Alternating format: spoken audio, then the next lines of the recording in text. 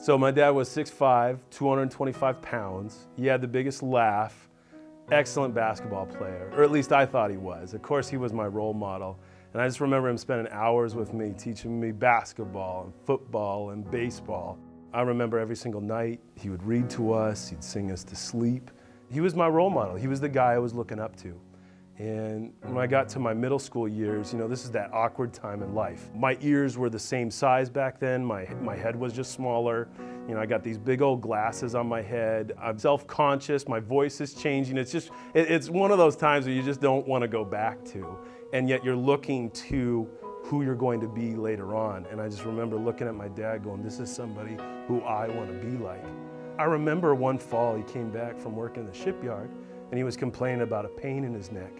It kept getting worse, and after 4 months, they finally said, well, let's get an x-ray. And so they took an x-ray, and that was a huge shocker because what showed up is that he had two vertebrae that were virtually disintegrating because of a bone cancer. And so an intensive bout of radiation and chemo, and then they were talking to him about putting on a halo to try to help minimize the movement.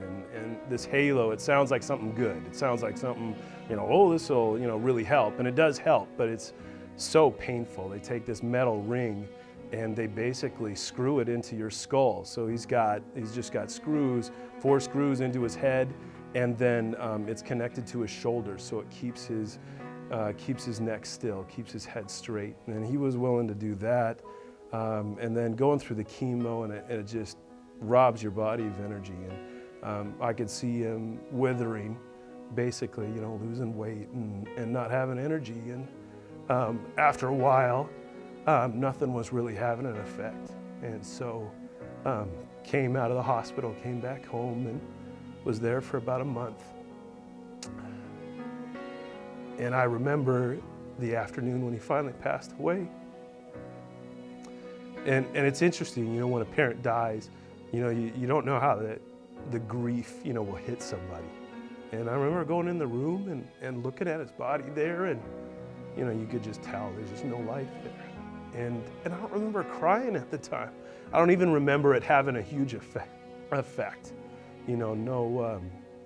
No major moment of grief or anything like that. And it wasn't until later on that I think it really started to hit me. One of the people I had cared about the most, is gone.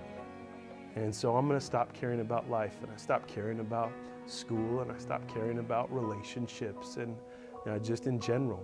And I remember about 3 or 4 months into the school year, and the principal, who was also my history teacher, because it was a small Christian school, he's like, Steve, I want to talk to you. When you come into my office, and I was like, I'm sweating bullets now, because they're like, okay, what did I do wrong?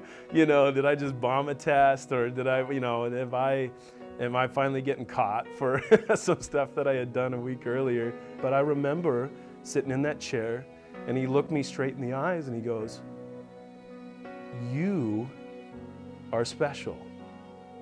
God's got something amazing planned for your life. And right now, you're not doing your best.